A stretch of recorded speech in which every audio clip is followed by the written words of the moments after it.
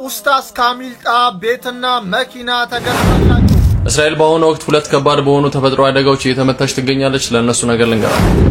ታቹናም ብለው ዱዓ ነው ያደረጉት። እኔ እንደውም ኡፍ ይያልኩ ባቀጣጥለው ባራገበው ምናምን ሁሉ ውስጤ ነበር ማፍታህ ነበር ወላሂ ወርስቲ በ24 ሰዓት ውስጥ ይቅርታ እንድጠይቀኝ ነው።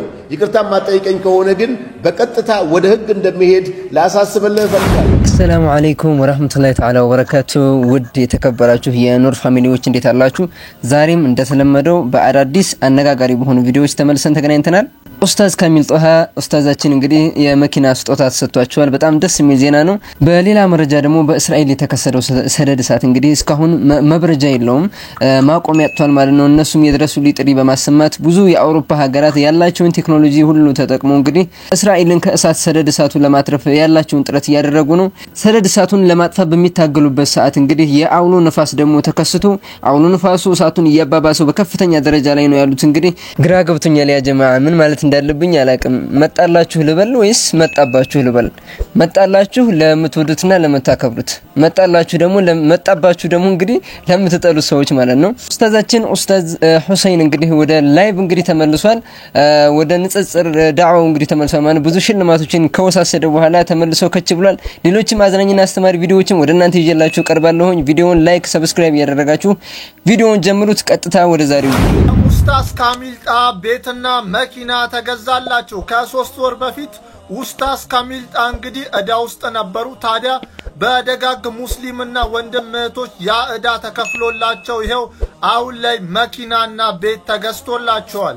ኡስታዛችንን እንግዲህ በጣም ምንወዳቸውና ምናከብራቸው ኡስታዛችን ናቸው። ብዙ የህይወት ፈተና ውጣ ወረድ ገጥሟቸው ሁሉንም ነገር እንግዲህ ለአላህ ሰጥተው ሁሉንም ነገር በቤታቸው ይዘው እያለቀሱ አላህ ጋር ዱዓ ሲያደርጉ የነበሩ አባት ናቸው። ነገር ግን ደግሞ በስተመጨረሻ ሙስሊም ወንድሞች እንግዲህ ቀርበው ለሁሉም ነገር ሰበብ ያስፈልጋልና እኛ ደግሞ ሰበቡን እናድርስ እናገዙ ተብለው ተለምነው ነው ብር እንግዲህ እንዲዋጣላቸው ተደረገው።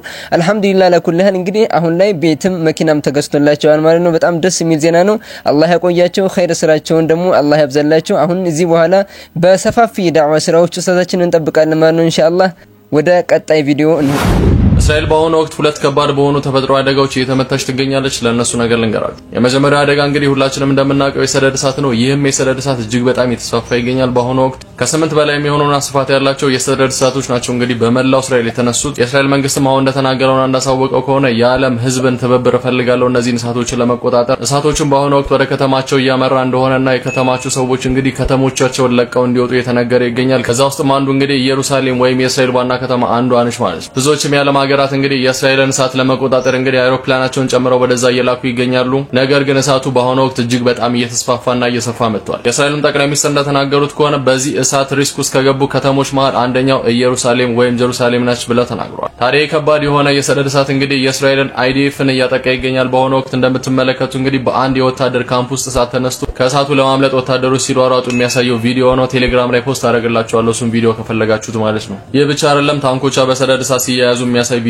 ወጥቷል። ይህ ደግሞ ሰደድ እሳቶቹ ወደ ከተሞቹ ሲስፋፉ የሚያሳይ ፒክቸር ነው ማለት ነው። እንደዚህና የመሳሰሉት ማለት ነው። በተጨማሪም እስራኤል ላይ የተከሰተው ዋይልድ ፋየር ብቻ ሳይሆን እንደምትመለከቱት ሳንድ ስቶርምም ወይም የሳንድ አውሎ ንፋስም ተጨምሮ ተከስቷል ማለት ነው። በአሁኑ ወቅት በተለያዩ የእስራኤል ግዛቶች ላይ እንዲሁም የጋዛን ስትሪፕ ጨምሮ የተለያዩ ሳንድ ስቶርሞች ተነስተዋል። እነዚህም ሳንድ ስቶርሞች እጅግ በጣም አስፈሪ ሲሆኑ በጣም ከፍታ ያላቸው ናቸው እንደምትመለከቱት ናቸው ማለት ነው። እናም እስራኤል በአሁኑ ወቅት ከጦርነቱ ውጪ በሁለት የተለያዩ የተፈጥሮ አደጋዎች እየተጠቃች ትገኛለች። ለዚህም እንግዲህ የውጭ ሀገራትን እርዳታ ጠይቃለች ማለት ነው። ምን ማድረግ እንችላለን ያ ጀማዓ? እንግዲህ የሰሩት በደል የሰሩት ግፍ ከዚህ በላይ ሊያስከፍላቸው እንደሚችል ሁላችንም እናውቃለን አይደለም እንዴ? አሁን ሰደድ እሳቱ እንዳለ ሆኖ አሁን ደግሞ እንግዲህ እየወጡ ባለው መረጃዎች ሰደድ እሳቱን ተከትሎ ደግሞ አውሎ ንፋስ እየመጣ ነው ያለው። እንግዲህ ተፈጥሮ ራሷ ያራገበችና እፍፍ እያለች እሳቱን እያባባሰችው ነው ማለት እንችላለን። ግን ደግሞ ይህ ሁሉ የሰሩት በደል እነዚህ ህፃናት ተመልከቱ፣ በዚህ አይነት መንገድ ነው ሲያንገላቷቸው ሲያሰቃዩቸው የነበሩ ንጹሃንን ማለት ነው። ሱብሃንአላህ እኛ ጋር ያሉ ካፊሮች በጣም ነው የሚያሳዝኑት። ዝም ብለው እልክ ብቻ ካልሆነ በስተቀር እነዚህን ሰዎች መደገፍ እስልምና መደገፍ መስሎ ነው የሚታያቸው። ግን ደግሞ እስራኤሎችን መቃወምና ፍልስጤሞችን መደገፍ የሰብአዊነት ጉዳይ ነው። ፈረንጆቹ ጭምር ማለት ነው ከሰብአዊ ጎን ተሰልፈው ሲያለቅሱ እንዲሁም ሰልፍ ሲወጡላቸው የምታዩት ሰብአዊነት ተሰምቷቸው ነው እንጂ ሙስሊም ሆነው አይደለም።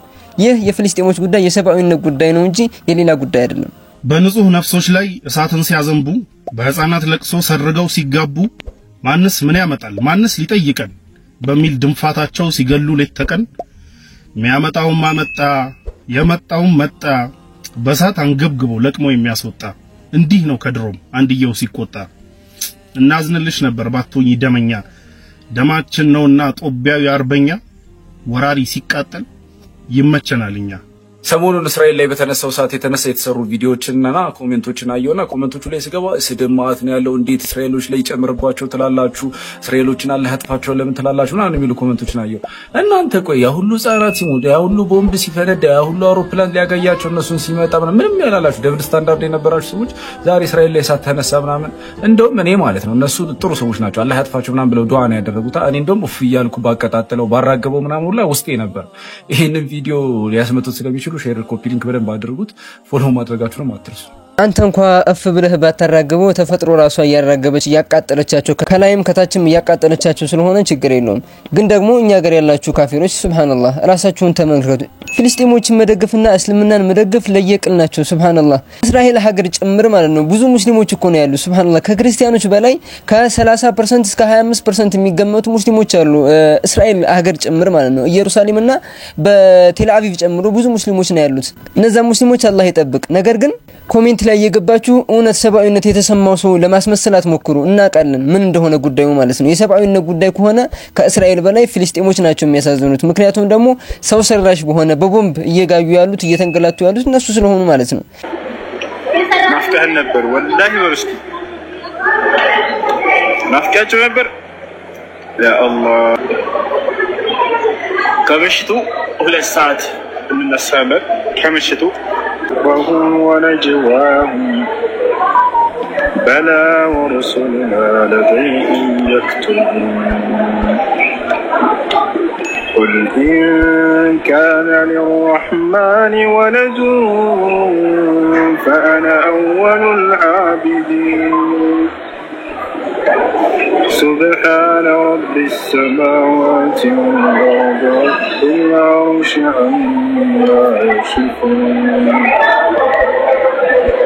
ذرهم يخوضوا ويلعبوا حتى يلاقوا መግቢያ ላይ እንግዲህ እንደነገርኳችሁ መጣባችሁ የሚባሉ ሰዎች አሉ ምድረ ተሳዳቢ ሁሉ አሁን እንግዲህ መደበቂያቸውን ፈልጉ አልহামዱሊላህ አሁን ግን እነ ጉድ አይዲያ የሚባሉትን እንግዲህ ታቋቸዋላችሁ እነ ሆስ ልጅ ናቸው እነዚህ ሁላ እንግዲህ ነፉይን ማስጨነቅ ጀምረዋል ሙሐመድ በልስቲ ሙሐመድ በል እያለ ሲያስጨንቀው ነበር እሱን ቪዲዮ ተመልክታችሁታል ሱብሃንአላህ አሁን ደግሞ ሁሉ ተመልሶ መጥቷል ማለት ነው እንግዲህ ተሳዳቢ ሁላ መግቢያ ነው የሚጠፋችሁ ለሂዳያ ደግሞ ስለ ዲን ማወቅ የምትፈልጉ ሰዎች ደግሞ እንግዲህ መጥቶላችኋል ኢንሻአላህ መንሱር ጀማል እንግዲህ ቀውጥ ያድርጎታል እንግዲህ ሰሞኑን ክስ ለመሰረት ነው እያለ ነው በ24 ሰዓት ውስጥ ይቅርታ ማይጠይቀኝ ከሆነ ወደ ክስ እሄዳለሁ ወደ ክስ እንሄዳለን ጉዳዩን ወደዛው ወስደዋለሁ እያለ ያስፈራራ ነበር ምንድነው የተፈጠረው ጉዳዩ ብላችሁ እንግዲህ ግራ ይገባችሁ ሰዎች ካላችሁ ቪዲዮ መልስ ይዞ መጥቷል እሱን ቪዲዮ ተመልከቱ አርቲስት ቃቂ ተስፋ ያድርሱልኝ ቀናችሁ ይባረክ ሰላም መንሱር ነኝ ይሄንን ቪዲዮ ለወንድሜ ቃቂ ተስፋዬ አድርሱለት አርቲስት ቃቂ ተስፋዬ ብሮድካስት ጋር ባደረከው ንግግር እኔን የሚያጠለሽና ስሜን የሚያጠፋ እንዲሁም ደግሞ ከማህበረሰቡ ጋር ሊያጋጨኝ የሚችል እምነቴን ሊያስጥል የሚችል ንግግር ተናግረሃል ስለዚህ በዚህ ቪዲዮ የማሳስበ ጉዳይ ቢኖር በ24 ሰዓት ውስጥ ይቅርታ እንድጠይቀኝ ነው ይቅርታ ማጠይቀኝ ከሆነ ግን በቀጥታ ወደ ህግ እንደሚሄድ ላሳስብልህ ፈልጋለሁ ይሄን ቪዲዮ ሼር ኮሜንት እያደረጋችሁ አሁን በደረሰኝ መረጃ መንሱር ጀማል ለድምጻዊ ቃቂ ተስፋዬ ማስጠንቀቂያና የይቅርታ ጊዜ በጽሁፍ ሰጥቶታል ዝርዝር ሐሳቡን እንደሚከተለው አስፍሮታል ይህንን የጽሁፍ ማስጠንቀቂያ ለመጻፍ ያስገደደኝ ምክንያት እኔ ማስጠንቀቂያ ሰጪና እርሶ ምንም የሚያገናኘን ከውል ሆነ ከህግ የመነጨ ግንኙነት ባይኖረንም አሁን ላይ በትክክል በማላስታውሰው ቀን ከ3 ዓመት በፊት ቢሮዬ በመምጣት ድጋፍና እርዳታ ጠይቀኸኝ ፍቃደኛ ያለ መሆኔን ገልጬ ከተለያየን ከአመታት በኋላ አይቤክስ ሚዲያ በተሰኘ የዩቲዩብ ቻናል በመቅረብ መንሱር ጀማል ባለሀብት አይደለም ቲክቶከር ነው እኔን የምትረዱኝ ባለሀብቶች መንሱርን እርዱትና መሰል ቃላቶችን በመጠቀም የሐሰት ሐሜትና ስም ማጥፋት አድርሰህብኛል። ይህ ድርጊት ሆን ተብሎ እኔ ያለኝን መልካም ስም ዝናዬን እንድነጠቅ ከእኔ ጋር የሚሰሩ የንግድ ሰዎች በእኔ ላይ እምነት እንዳይኖራቸው ሳልቸገር እርዱት በማለት በወንጀልና በፍትሐ ብሔር ሊያስጠይቅህ የሚችል ተግባር ፈጽመህብኛል። ታዲያ ይህ ድርጊት ጥፋት መሆኑን በማወቅ ቀደም ሲል በቀረብክበት አይቤክስ ሚዲያ ላይ በመቅረብ ለተናገርካቸው ለእያንዳንዱ ንግግር ይፋዊ ይቅርታ ይህ ማስጠንቀቂያ በእጅህ ወይም በስም በተመዘገበው ሲም ካርድ በተከፈተ ቴሌግራም ወይም ዋትስአፕ በደረሰ በ24 ሰዓት ውስጥ ይቅርታ እንድትጠይቀኝ ይህ ባይሆን ግን በሀገሪቱ ሕግ መሰረት በፍትሐ ብሔርና በወንጀል ስልጣን ባለው አካል በማቅረብ በሕግ እንደምጠይቅ እያሳወቅኩኝ ይህንን ማስጠንቀቂያ ሰጥቻለሁ ይላል። ታዲያ ሐሜት በሕግ እንደሚያስጠይቅ ስንቶቻችን ታውቃላችሁ?